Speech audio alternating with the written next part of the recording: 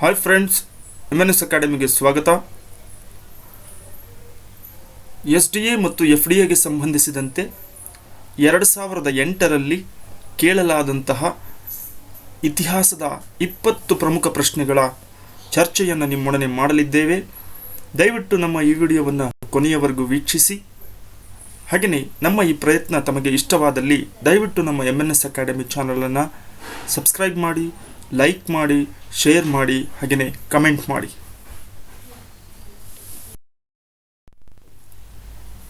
ಮೊದಲ ಪ್ರಶ್ನೆ, ಮೌರ್ಯರ ಮತ್ತು ಗುಪ್ತರ ರಾಜಧಾನಿಯಾಗಿದ್ದಂತಹ ಪಾಟಲಿಪುತ್ರವನ್ನು ಈಗ ಹೇಗೆ ಕರೆಯುತ್ತಾರೆ ಅಥವಾ ಏನೆಂದು ಕರೆಯುತ್ತಾರೆ? ನಮಗೆಲ್ಲ ತಿಳಿದಿರುವಂತೆ ಮೌರ್ಯರಿಗೂ ಮತ್ತು ಗುಪ್ತರಿಗೂ ರಾಜಧಾನಿಯಾಗಿದ್ದು ಪಾಟಲಿಪುತ್ರ ಎಂಬಂತಹ ನಗರ. ಇದನ್ನು ಈಗ ಪಾಟ್ನಾ ಎಂದು ಕರೆಯುತ್ತಾರೆ. ಈ ಪಾಟ್ನಾ ಏನಿದೆ ಬಿಹಾರ ರಾಜ್ಯದ ರಾಜಧಾನಿಯೂ ಸಹಿತ ಹೌದು. ಹೀಗಾಗಿ ಮೌರ್ಯರು ಮತ್ತು ಗುಪ್ತರ ರಾಜಧಾನಿಯಾಗಿದ್ದಂತಹ ಪಾಟಲಿಪುತ್ರವನ್ನು ಈಗ ಪಾಟ್ನಾ ಎಂದು ಹೆಸರಿಸಲಾಗಿದೆ. ಅದು ಭಾರತದ ಬಿಹಾರ ರಾಜ್ಯದ ರಾಜಧಾನಿಯೂ ಸಮೇತ ಹೌದು. ಮೊದಲನೇ ಚಂದ್ರಗುಪ್ತ ಯಾವ ರಾಜವಂಶದ ಪ್ರಮುಖ ರಾಜನಾಗಿದ್ದನು? ಸರಿಯಾದ ಉತ್ತರ ಗುಪ್ತರು. ಸ್ನೇಹಿತರೆ, ಇಲ್ಲಿ ಗೊಂದಲವನ್ನು ಮಾಡ್ಕೋಬೇಡಿ. ಚಂದ್ರಗುಪ್ತ ಮೌರ್ಯ ಬೇರೆ, ಮೊದಲನೇ ಚಂದ್ರಗುಪ್ತ ಬೇರೆ. ಹೀಗಾಗಿ ಚಂದ್ರಗುಪ್ತ ಮೌರ್ಯ ವಂಶದ ಸ್ಥಾಪಕನೂ ಹೌದು, ಮೊದಲ ಅರಸನೂ ಹೌದು. ಆದರೆ ಮೊದಲನೇ ಚಂದ್ರಗುಪ್ತ ಅನ್ನುವಂತಹ ಪ್ರಮುಖ ರಾಜ ಗುಪ್ತರಲ್ಲಿ ಬರುವಂತಹ ಪ್ರಮುಖ ಅರಸನಾಗಿದ್ದಾನೆ.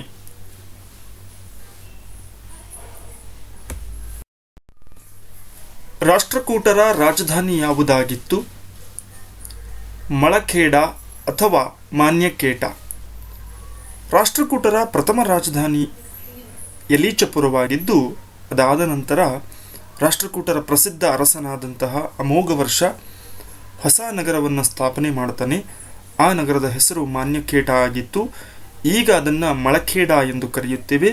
ಇದು ಪ್ರಸ್ತುತ ಕಲಬುರಗಿ ಜಿಲ್ಲೆಯಲ್ಲಿ ಇದೆ. ಹೀಗಾಗಿ ರಾಷ್ಟ್ರಕೂಟರ ರಾಜಧಾನಿಗಳಲ್ಲಿ ಮಾನ್ಯಕೇಟವೂ ಸಮೇತ ಒಂದು. ಹಾಗಾಗಿ ರಾಷ್ಟ್ರಕೂಟರನ್ನು ಮಾನ್ಯಕೇಟದ ರಾಷ್ಟ್ರಕೂಟರು ಅಂತಲೂ ಸಹ ಕರೆಯುತ್ತಾರೆ. ಸಿಖ್ ಧರ್ಮದ ಸ್ಥಾಪಕ ಯಾರು? ಗುರುನಾನಕ್. ಸರಿಯಾದ ಉತ್ತರ. ಅತ್ಯಂತ ಸರಳವಾದ ಪ್ರಶ್ನೆಯನ್ನು ಕೇಳಿದ್ದಾರೆ. ಪ್ರಪಂಚದ ಪ್ರಮುಖ ಧರ್ಮಗಳಲ್ಲಿ ಭಾರತದಲ್ಲಿರುವಂತಹ ಧರ್ಮಗಳಲ್ಲಿ ಸಿಖ್ ಧರ್ಮವೂ ಸಮೇತ ಒಂದು. ಈ ಒಂದು ಸಿಖ್ ಧರ್ಮದ ಸ್ಥಾಪಕ ಗುರುನಾನಕ್ ಎಂದು ಕರೆಯುತ್ತಾರೆ. ಈತನ ಅಥವಾ ಸಿಖ್ ಧರ್ಮದ ಪವಿತ್ರ ಗ್ರಂಥ ಸಾಹಿಬ್ ಎಂಬುದಾಗಿದೆ.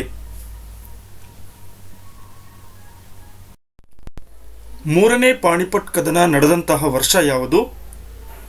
ಸರಿಯಾದ ಉತ್ತರ ಜನವರಿ 14, 1761.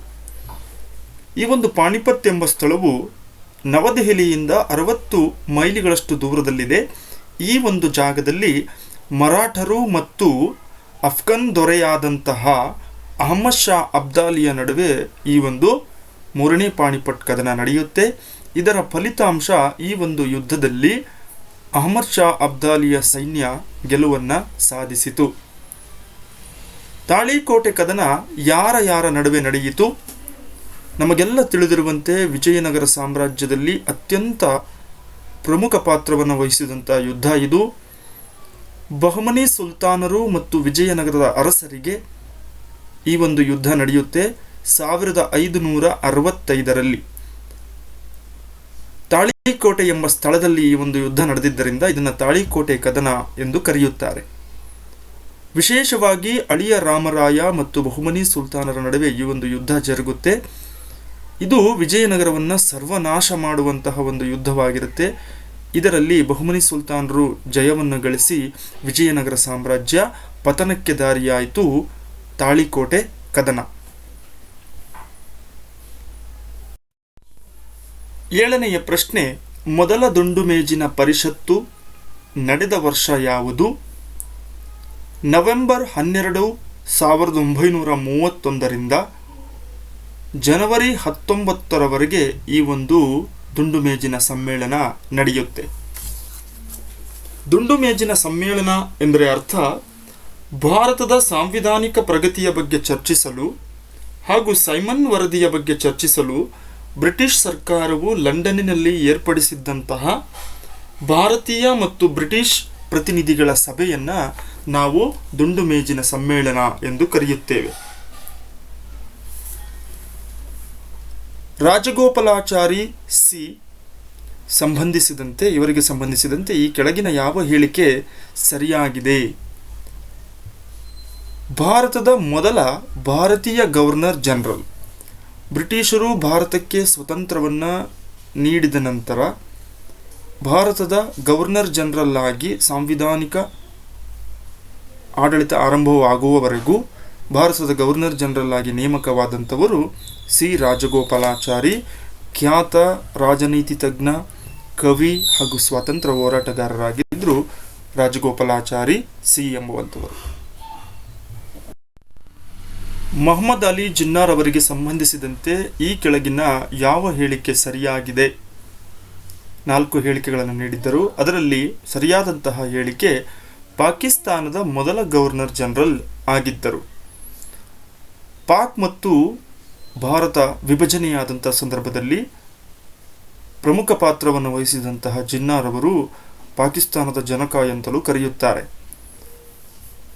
ಹೊಸದಾಗಿ ಪಾಕಿಸ್ತಾನ ಉಗಮವಾದಾಗ ಅದರ ಮೊದಲ ಗವರ್ನರ್ ಜನರಲ್ ಆಗಿ ಆಯ್ಕೆಯಾದಂಥವರು ಮೊಹಮ್ಮದ್ ಅಲಿ ಜಿನ್ನಾ.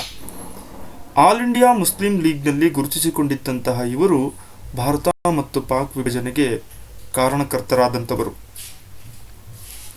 ಬೇಲೂರು ಮತ್ತು ಹಳೆಬೀಡಿನಲ್ಲಿರುವಂತಹ ದೇವಾಲಯಗಳನ್ನು ನಿರ್ಮಿಸಿದವರು ಯಾರು? ಸರಿಯಾದ ಉತ್ತರ ಹೊಯ್ಸಳರು. ಕರ್ನಾಟಕವನ್ನು ಆಳಿದಂತಹ ಪ್ರಮುಖ ರಾಜಮನೆತನ. ತಮ್ಮದೇ ಆದಂತಹ ವಿಶಿಷ್ಟ ಶೈಲಿಯಲ್ಲಿ ವಾಸ್ತುಶಿಲ್ಪವನ್ನು ನಿರ್ಮಾಣ ಮಾಡಿದಂತಹ ವ್ಯಕ್ತಿಗಳಿವರು. ಬೇಲೂರು, ಹಳೇಬೀಡು, ಸೋಮನಾಥಪುರದಲ್ಲಿ ಇವರ ಪ್ರಮುಖ ದೇವಾಲಯಗಳನ್ನು ಕಾಣಬಹುದು. ಈ ದೇವಾಲಯಗಳ ವಿಶೇಷತೆ ನಕ್ಷತ್ರಾಕಾರದ ಜಗಲಿಯ ಮೇಲೆ ದೇವಾಲಯಗಳ ನಿರ್ಮಾಣ ಮಾಡಿದ್ದು ಬಳಪದ ನುಣುಪಾದ ಕಲ್ಲುಗಳನ್ನು ಬಳಸಿದ್ದಾರೆ. ಹೊಯ್ಸಳರ ರಾಜಲಾಂಛನ ನಾವು ಪಕ್ಕದ ಚಿತ್ರದಲ್ಲಿ ಗಮನಿಸಬಹುದು. ಸಳನು ಹುಲಿಯನ್ನು ಕೊಲ್ಲುತ್ತಿರುವಂತಹ ಚಿತ್ರವೇ ಅವರ ಒಂದು ರಾಜಲಾಂಛನವಾಗಿ ಬಳಕೆ ಮಾಡಿಕೊಂಡಿದ್ದರು.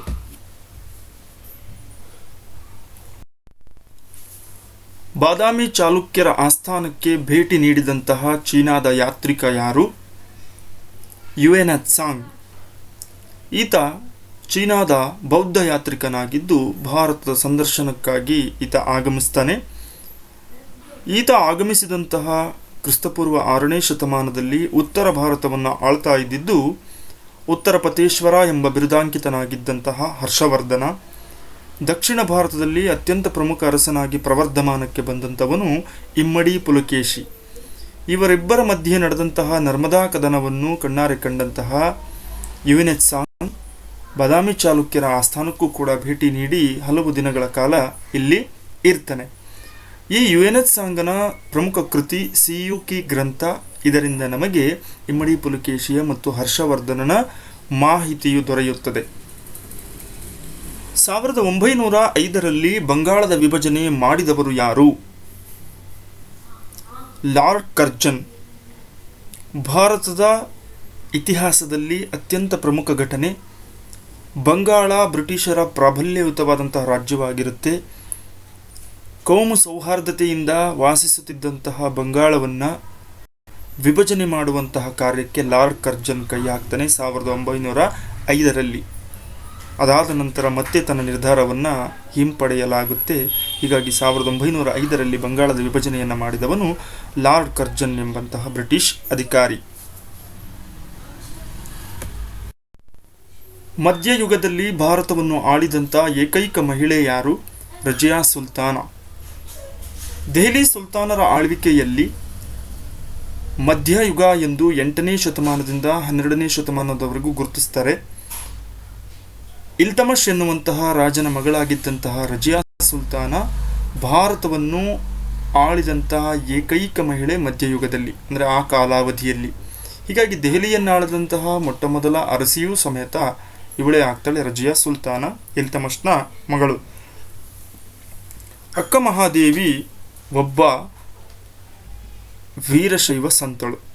ನಮಗೆಲ್ಲ ತಿಳಿದಿರುವಂತೆ ಕನ್ನಡದ ಮೊದಲ ಕವಯಿತ್ರಿ, ವಚನ ಚಳುವಳಿಯಲ್ಲಿ ಅತ್ಯಂತ ಪ್ರಮುಖ ಪಾತ್ರವನ್ನು ವಹಿಸಿದಂಥ ಅಕ್ಕ ಮಹಾದೇವಿಯು ಚೆನ್ನಮಲ್ಲಿಕಾರ್ಜುನ ಎಂಬ ಅಂಕಿತ ನಾಮದಿಂದ ಅನೇಕ ವಚನಗಳನ್ನು ಬರೆಯುವುದರ ಮೂಲಕ ಭಕ್ತಿ ತತ್ವವನ್ನು ಸಾರಿದಂತಹ ಮಹಿಳೆಯಾಗಿದ್ದಾಳೆ. ಹಾಗಾಗಿ ಅಕ್ಕ ಮಹಾದೇವಿ ವೀರಶೈವ ಸಂತಳು. ಮಹಾವೀರ ಒಬ್ಬ ಜೈನ ಸಂತ. ಆತ ಆ ಧರ್ಮದಲ್ಲಿ ಇನ್ನೊಂದು ರೀತಿಯಲ್ಲಿ ಹೇಳೋದಾದರೆ 24ನೆಯ ತೀರ್ಥಂಕರ. ಅಂದರೆ ಆತ ಸ್ಥಾಪಕನಲ್ಲ, ಜೈನ ಧರ್ಮದ ಸ್ಥಾಪಕನಲ್ಲ. ಅಲ್ಲಿ ಬಂದಿರುವಂಥ ತೀರ್ಥಂಕರರ ಪರಂಪರೆಯಲ್ಲಿ ಆತ 24ನೆಯ ತೀರ್ಥಂಕರ. ಋಷಭನಾಥ ಎನ್ನುವಂಥವನು ಜೈನ ಧರ್ಮದ ಸ್ಥಾಪಕನಾಗ್ತಾನೆ. ಪಾರ್ಶ್ವನಾಥ ಎನ್ನುವಂಥವನು 23ನೇ ತೀರ್ಥಂಕರನಾದರೆ 24ನೆಯ ತೀರ್ಥಂಕರ ವರ್ಧಮಾನ ಮಹಾವೀರ. ಮುಂದಿನ ಪ್ರಶ್ನೆ, ಶ್ರವಣಬೆಳಗೊಳದಲ್ಲಿ ಗೊಮ್ಮಟೇಶ್ವರ ವಿಗ್ರಹವನ್ನು ಸ್ಥಾಪಿಸಿದ್ದು ಯಾರ ಕಾಲದಲ್ಲಿ? ಸರಿಯಾದ ಉತ್ತರ ತಲಕಾಡಿನ ಗಂಗರು. ಈ ತಲಕಾಡಿನ ಗಂಗರು ಆಳ್ವಿಕೆಯಲ್ಲಿ ಬಂದಂಥ ಅತ್ಯಂತ ಪ್ರಸಿದ್ಧ ಮಂತ್ರಿ ಚಾವುಂಡರಾಯ ಎಂಬುವಂಥವನು ಕ್ರಿಸ್ತಶಕ 960ರಲ್ಲಿ ಶ್ರವಣಬೆಳಗೊಳದಲ್ಲಿ ಏಕಶಿಲಾ ವಿಗ್ರಹವನ್ನು ನಿರ್ಮಾಣ ಮಾಡ್ತಾನೆ. ಇದನ್ನು ಗೊಮ್ಮಟೇಶ್ವರ ವಿಗ್ರಹ ಅಂತಲೂ ಕರೆಯುತ್ತೇವೆ, ಬಾಹುಬಲಿ ಮೂರ್ತಿ ಅಂತಲೂ ಕರೆಯುತ್ತೇವೆ. ಹೀಗಾಗಿ ಒಂದೇ ಕಲ್ಲಿನಲ್ಲಿ ಕೆತ್ತಿರುವಂಥ ವಿಶೇಷತೆಯನ್ನು ಹೊಂದಿದೆ. ಜೈನ ಧರ್ಮದ ಸಾರವನ್ನು ತಿಳಿಸುವಂಥ ಅತ್ಯಂತ ಮಹತ್ವದ ಕಲಾಕೃತಿಯಾಗಿದೆ ಕರ್ನಾಟಕದ ಹಾಸನ ಜಿಲ್ಲೆಯ ಶ್ರವಣಬೆಳಗೊಳದ ಗೊಮ್ಮಟೇಶ್ವರ ವಿಗ್ರಹ.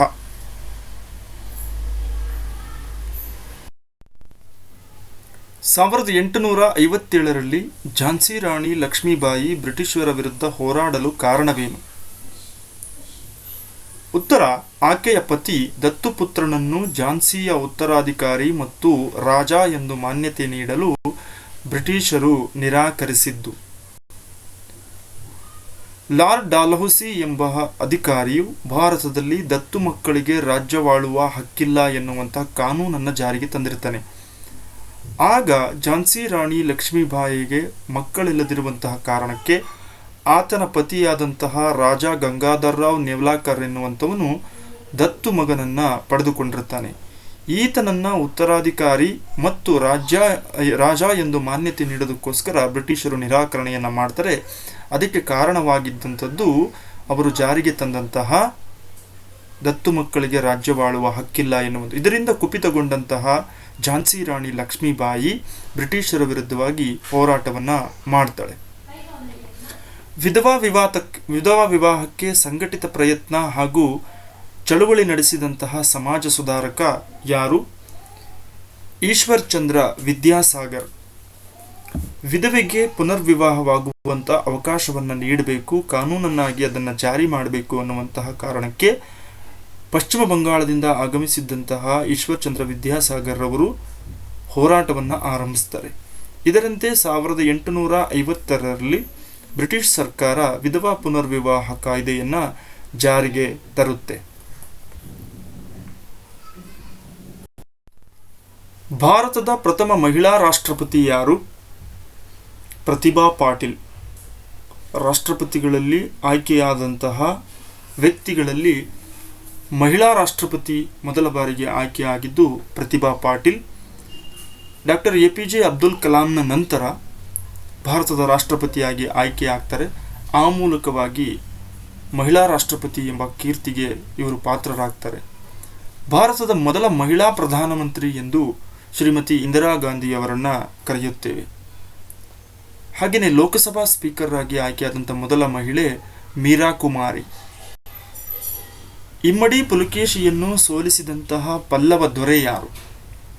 ಸರಿಯಾದ ಉತ್ತರ ನರಸಿಂಹವರ್ಮನ್. ಇಮ್ಮಡಿ ಪುಲಕೇಶಿ ನರಸಿಂಹವರ್ಮನ ತಂದೆಯಾಗಿದ್ದಂತಹ ಮಹೇಂದ್ರವರ್ಮನನ್ನು ಸೋಲಿಸಿರ್ತಾನೆ. ಈ ಒಂದು ದ್ವೇಷವನ್ನು ಇಟ್ಟುಕೊಂಡಂತಹ ನರಸಿಂಹವರ್ಮ ಮುಂದೆ ಇಮ್ಮಡಿ ಪುಲಕೇಶಿಯ ಮೇಲೆ ಆಕ್ರಮಣವನ್ನು ಮಾಡಿ ಆತನ ಮೇಲೆ ಜಯವನ್ನು ಸಾಧಿಸಿ ವಾತಾಪಿಕೊಂಡ ಎಂಬ ಬಿರುದನ್ನೂ ಸಮೇತ ಗಳಿಸುತ್ತಾನೆ. ಸ್ನೇಹಿತರೆ, ಇದಾಗಿತ್ತು ನಮ್ಮ 2008ರ KPSC ಮೂಲಕ ಕರೆಯಲಾದಂತಹ SDA ಪ್ರಶ್ನೆ ಪತ್ರಿಕೆಯಲ್ಲಿ ಕೇಳಲಾದ ಇತಿಹಾಸ ವಿಭಾಗದ ಪ್ರಶ್ನೆಗಳ ಸಚಿತ್ರ ಸಹಿತ ಸಂಪೂರ್ಣ ವಿವರಣೆ. ಈ ಒಂದು ಪ್ರಯತ್ನ ನಿಮಗೆ ಇಷ್ಟವಾಗಿದೆ ಅಂತ ಅಂದ್ಕೊಳ್ತೇವೆ. ದಯವಿಟ್ಟು ನಮ್ಮ MNS ಅಕಾಡೆಮಿ ಚಾನಲ್ನ ಸಬ್ಸ್ಕ್ರೈಬ್ ಮಾಡಿ, ಲೈಕ್ ಮಾಡಿ, ಶೇರ್ ಮಾಡಿ. ಧನ್ಯವಾದಗಳು.